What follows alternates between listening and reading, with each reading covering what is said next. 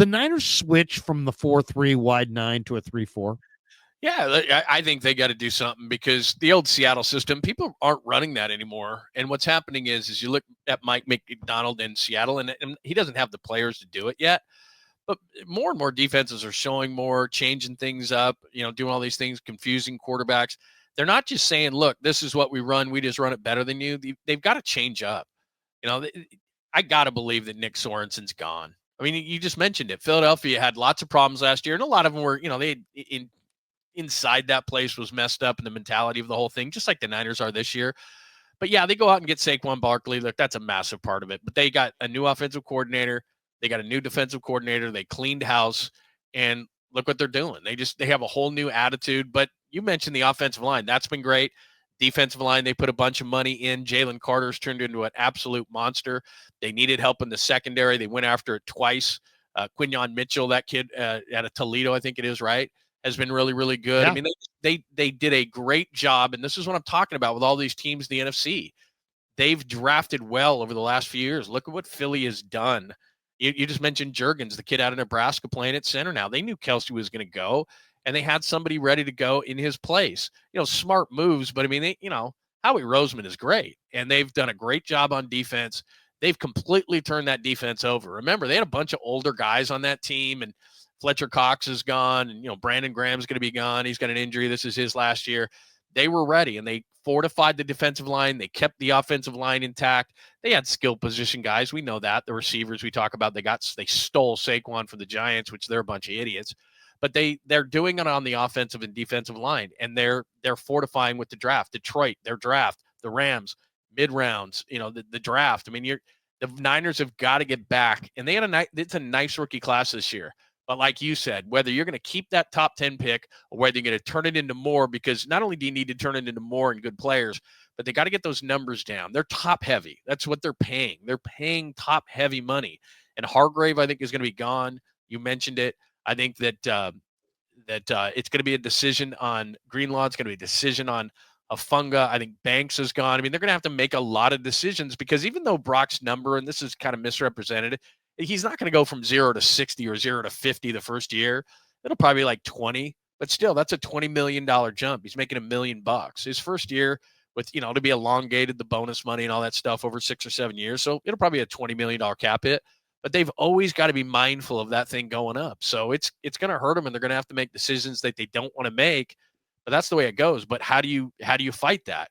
You draft well. So those guys who are cheap are really giving you your money's worth until they have to be, until you have to pay them. But you've got to hit in the draft because you start looking at the NFC right now.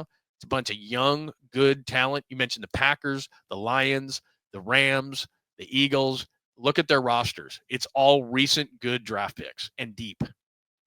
It's the 49ers too. It's like, you mentioned Sorensen. The 49ers have the number 3 defense in football coming in yards wise. I mean, what a fraudulent stat that was, because they're also number 2 in the pass defense.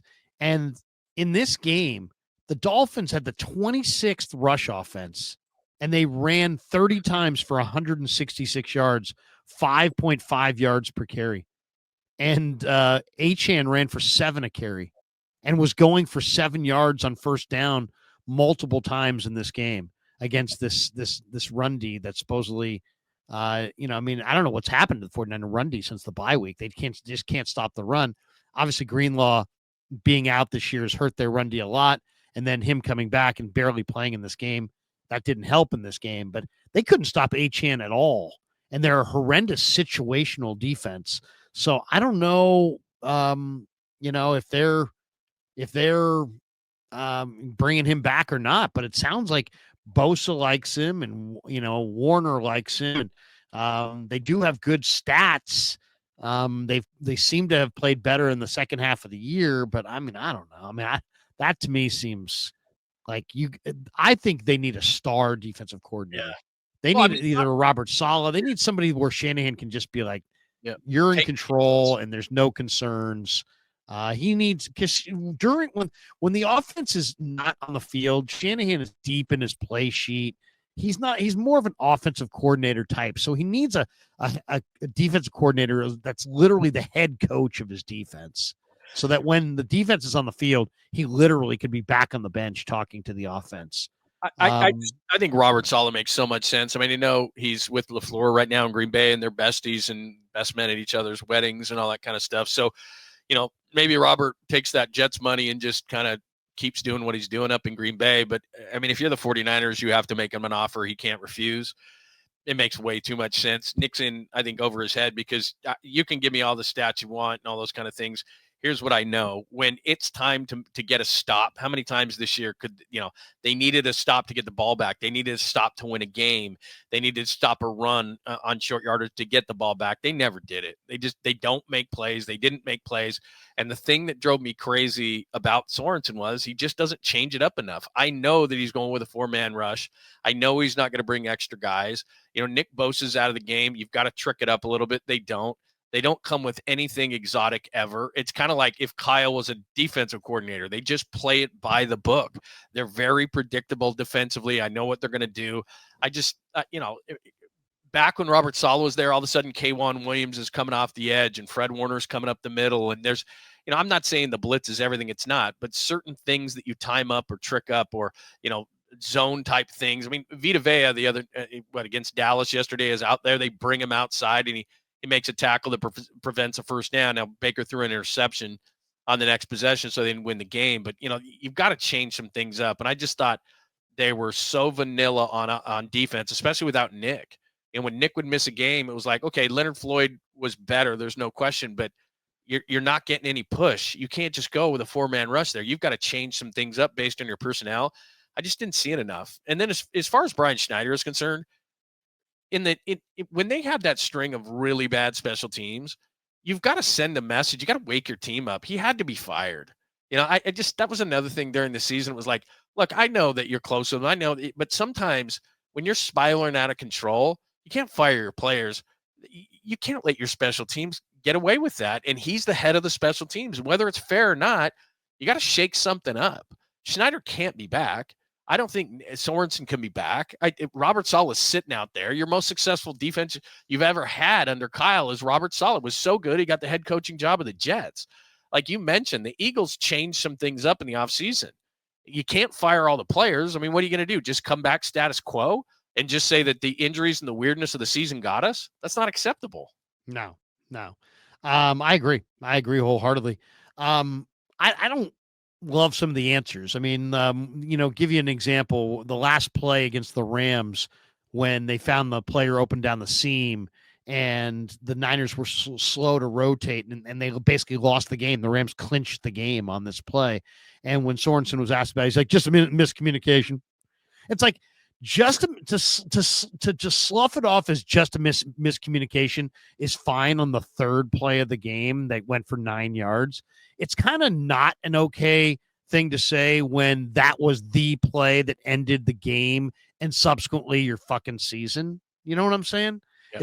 It's like you can't, it's not a coverall. It's not like, hey, Mike Singletary back in the day where, hey man, just got to watch the film.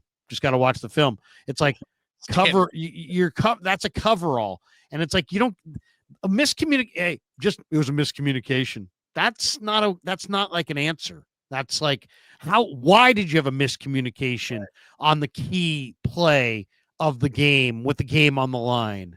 I mean, and what was the miscommunication, and whose fault was the miscommunication, and who none of it. Just like, hey, it's a miscommunication. Just like like, oh, stop asking me questions so I can go back to coaching my guys. It's like, whatever. All I know is this. Devin Achane had 191 yards from scrimmage and on 23 touches and 89 rushing yards after contact. The tackling of this defense is shitty. See, you hit it right on the head. I mean, there's been breakdowns. There's been missed tackles. Amazing. They had one game where they had the most missed tackles in the league this year. There's just so many things defensively, and the numbers don't tell the story. All you have to do is watch the game.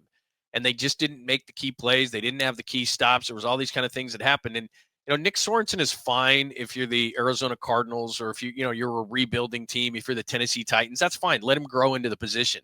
But as you know, because you're down there all the time, and I certainly felt it, there's a tension down there at 49ers HQ. There's a desperation to want to win a Super Bowl. Kyle believes that they should have won a couple already. And as the team gets older, the pressure mounts. And so I really think that's one of the reasons beyond the injuries and the weirdness of the season that they've been so bad down the stretch. Because when you have an expectation level and then it gets taken away, it's been clear all season long, right? You know when a team is going to do something, you just have that feel. Like last year, you just had the feel. Things are all going right. You feel the same way as a fan when things are going wrong. You tried to deny it. Ayuk holds out, we're fine. Trent Williams, oh, we're fine. Ricky Pearsall get shot, we're fine. Like we all knew when all this stuff started going. We know how seasons go. We've been fans forever. It's not like you have to be the smartest guy in the room. It wasn't their year. And so when they started to realize that a long time ago before they got eliminated, I just think they lost their mental focus. And a lot of these guys, that's why you're blowing plays at the end of the game. You're just not seeing the intensity that you normally see out of this team, the focus that you normally see out of this team, because they knew like this ain't our year. It's just not. Just like last year, you felt the magic of a great year. You feel it all the time. You know when it's going to be, and you know early when it's not, because things are just off the tracks. And we all just sat there going, they can overcome it. They can overcome it. They can overcome it. And then injury after injury and injury after injury and weirdness after weirdness and Devondre Campbell and all these weird. And it's like, look, it isn't their year. It just isn't. And so I think they lost a lot of focus because better. You lose a little bit of your belief. That's it. And so that's all it takes. Because the line is so thin that if you're not locked, you're going to get embarrassed. And how many times this year have they? And it just seems to me that they lost their edge because they thought to themselves, it's just not our year. Another injury, another injury. And look, they're professionals. I get it. But it's as much mental as it is physical, and even more so. You got to believe. And I know these guys after a while just didn't. They just knew it wasn't their year.